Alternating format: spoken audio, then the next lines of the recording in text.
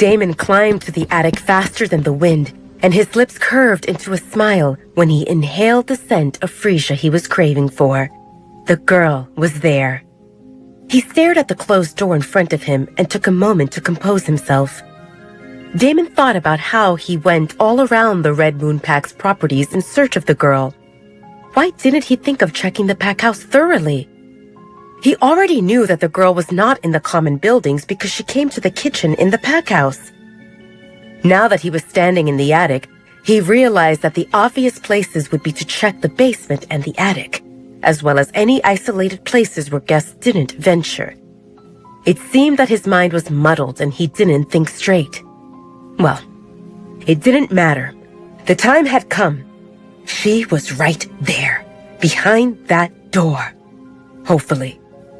Damon knocked on the door lightly and waited. Nothing. He knocked again, this time with a bit more force. Damon thought that he heard some shuffling from inside, but he was not sure because his heart thundered in his ears. He was never this anxious. He gave it another knock and then turned the door handle.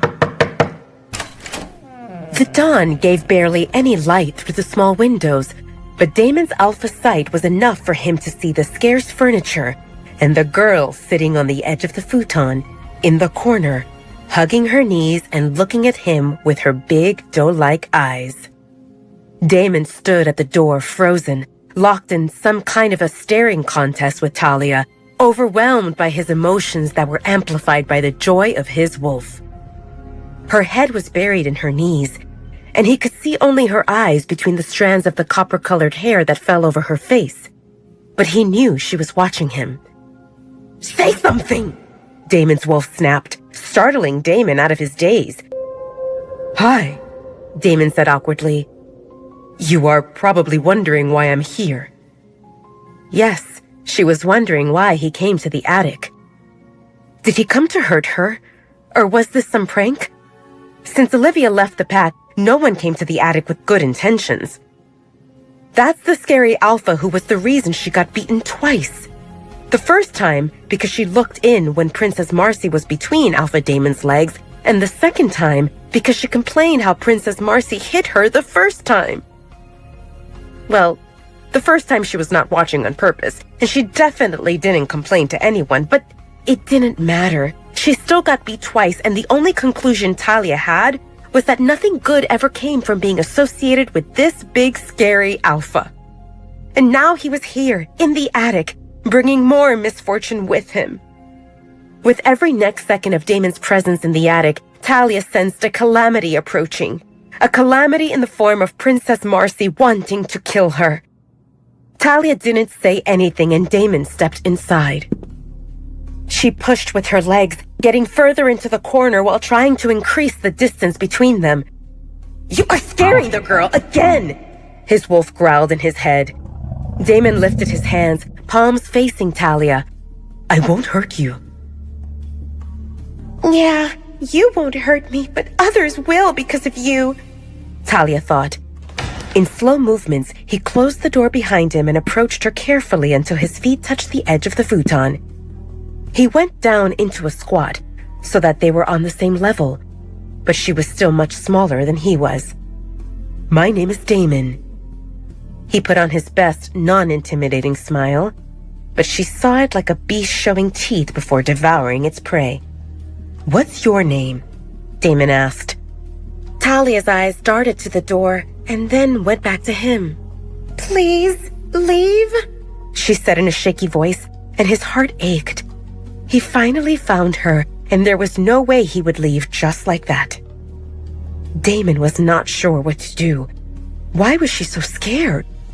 Why was she chasing him away? "I won't hurt you," he assured her. "I'm here only to talk."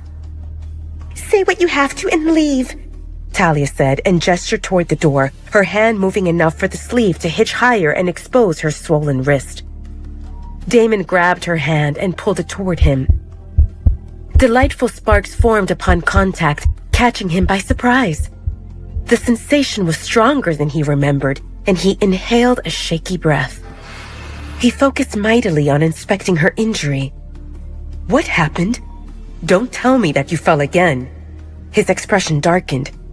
Is it Marcy? I will teach her a lesson. Talia panicked. Please don't! If you say anything, she will hit me more!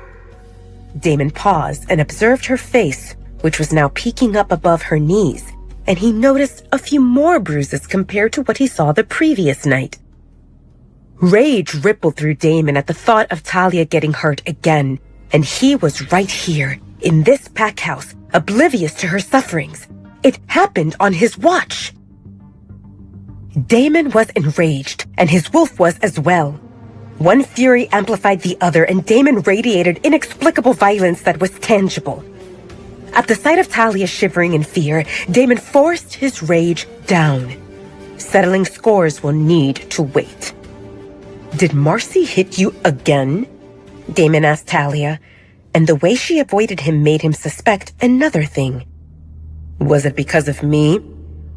Talia's eyes widened, and that was enough for him to confirm how his intuition was right. He knew that Marcy was a White Lotus. There was no way Marcy would forget that Talia saw her in a compromising position, between Damon's legs. And when Damon told Alpha Edward that Marcy was hitting Omegas, Marcy probably knew that his comment was about Talia. In a way, it was his fault that Talia got hurt. Twice. He clenched his teeth as another wave of rage swelled within him. I will kill her. Don't, Talia pleaded. Can you just leave and pretend that you didn't see anything? Don't come here and everyone will leave me alone. Damon's heart cracked.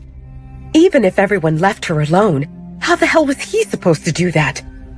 Didn't she know that he nearly went mad when he didn't know where she was? Without a word, Damon sat on the futon next to Talia and wrapped her in his arms, pulling her to lean on his chest. The feeling of Talia against him made Damon's whole body hum in pleasure. Delightful sparks overtook his senses, and he was lost in a daze. Talia froze. She was not used to physical contact of any kind. It took her a moment to collect herself and start squirming to get out of his hold. Shh! Damon coaxed Talia to calm down, unwilling to let go of her. He was not a hugger, and he never cuddled with a woman, but this girl was different. He wanted to hold her, and her resistance hurt. I won't harm you. Can I hold you like this? Just for a minute? No, not a minute. He wanted an hour, or at least until he became immune to these sparks that were making him crave devouring her. But if he said that aloud, she would definitely freak out.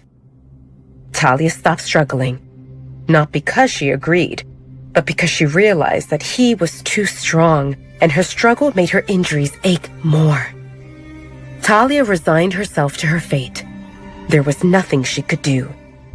Even if he wanted to harm her, she could only endure it. She was too weak to fight for herself, and if she shouted for help, no one would come. Damon smirked when he felt that Talia relaxed.